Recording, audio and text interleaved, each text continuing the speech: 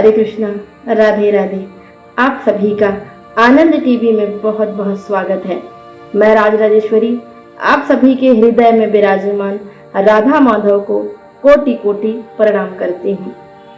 आइए, श्रीमद् भागवत की कथा हम श्रवण कर रहे थे और श्रीमद् भागवत की कथा के महात्मा के प्रथम श्लोक पे थे। श्रीमद् भागवत की कथा को शुरुआत करने से पहले 2 मिनट भगवान श्री कृष्ण की चरणों का स्मरण करते हैं और आगे इस कथा को श्रवण करते हैं। सच्चिदानंद रूपाय विश्वोत्पत्त्यादि हेतवे तापत्रय विनाशाय श्री कृष्णाय वयं नमः। ओम अज्ञानतिमिरान्धस्य ज्ञानञ्जन शलाकया चक्षुरुन्मीलितं येन तस्मै श्रीगुरवे नमः। हरे कृष्णा कृष्णा कृष्णा हरे हरे, हरे राम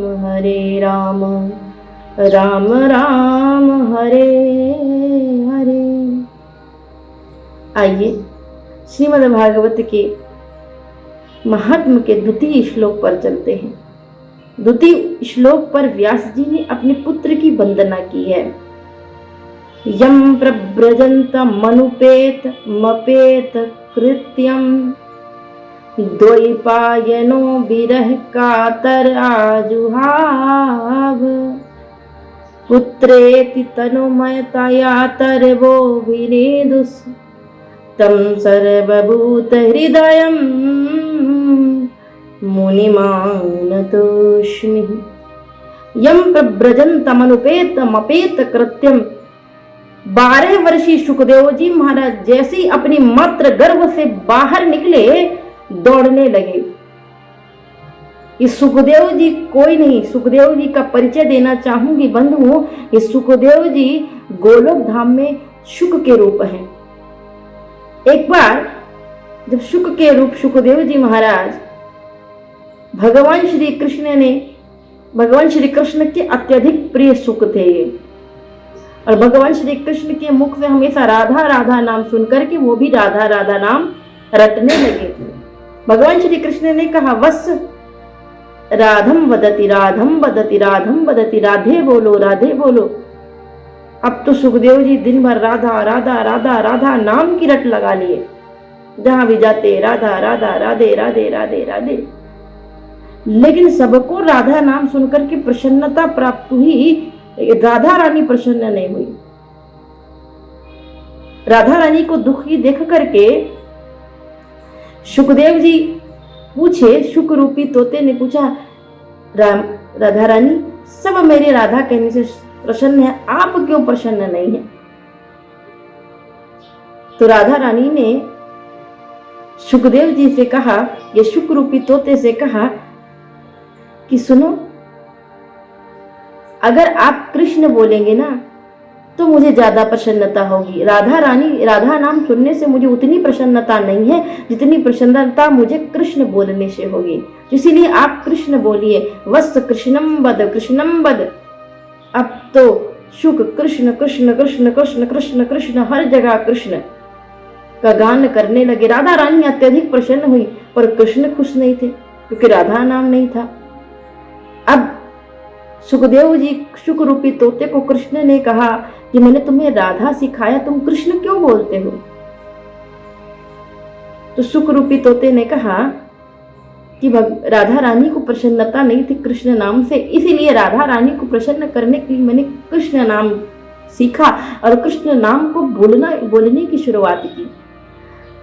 भगवान श्री कृष्ण शुक को राधा रानी के पास लेकर के गए और राधा रानी को प्रदान किया। बोले, राधे अब ये आपकी शरणागति में आ गया है, इसको आप अपनी शरणागति दीजिए, इसको आप अपनी छत्र छाया दीजिए। इसने आपकी बात को माना है और आपके दिए हुए मंत्र को ग्रहण किया है, इसलिए आज से आप इनकी गुरु हुई।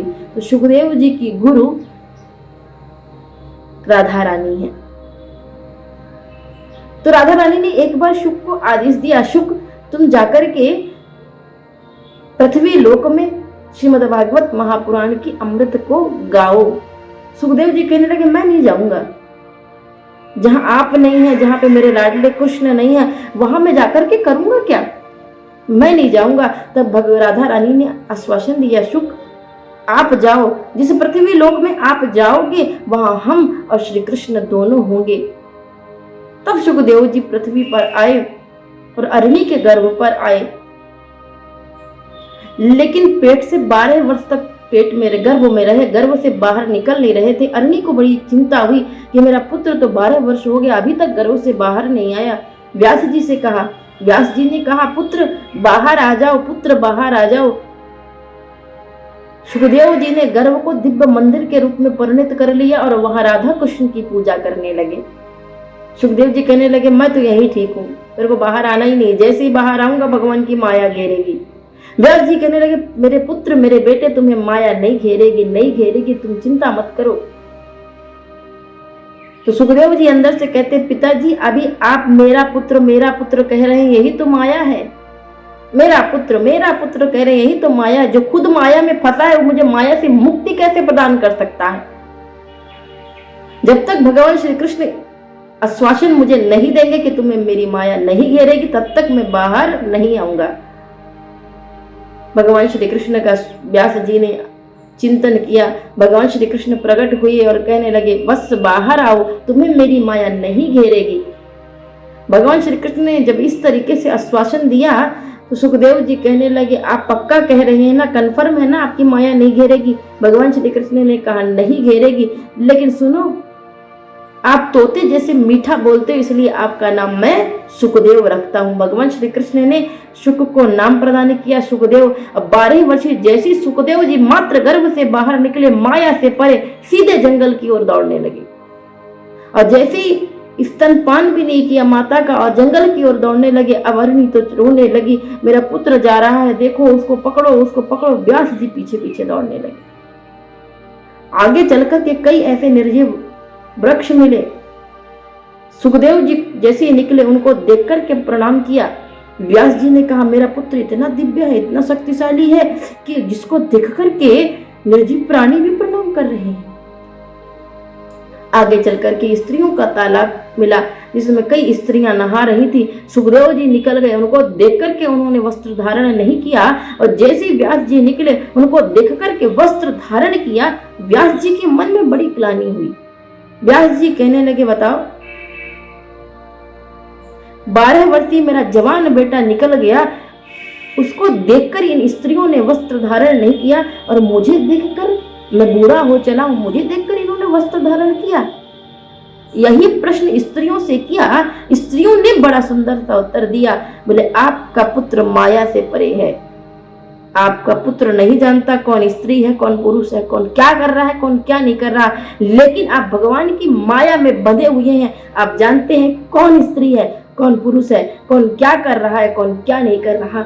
ऐसे परमहंस सुखदेव जी यम प्रव्रजन्तमनुपेतमपेत कृत्यम द्वैपायन विरह कातर आजुहाव पुत्रेति तनमय तया तरबो विनेदुस्ततम सर्वभूत हृदय मुनि मानतोस्मि। ऐसे सर्वभूत हृदय को ब्रह्म में रमण करने वाले सुखदेव जी महाराज को मैं कोटि कोटि प्रणाम करती हूँ। आइए सुखदेव जी महाराज को हम भी प्रणाम करें, और हम भी सुखदेव जी से प्रार्थना करें कि जो श्रीमद् भागवत रूपी अमृत आपने परीक्षित को प्रदान की, वही श्रीमद् भागवत रूपी अमृत हमें भी प्रदान करें। आगे की कथा हम कल श्रवण करेंगे। तब तक के लिए राधे राधे।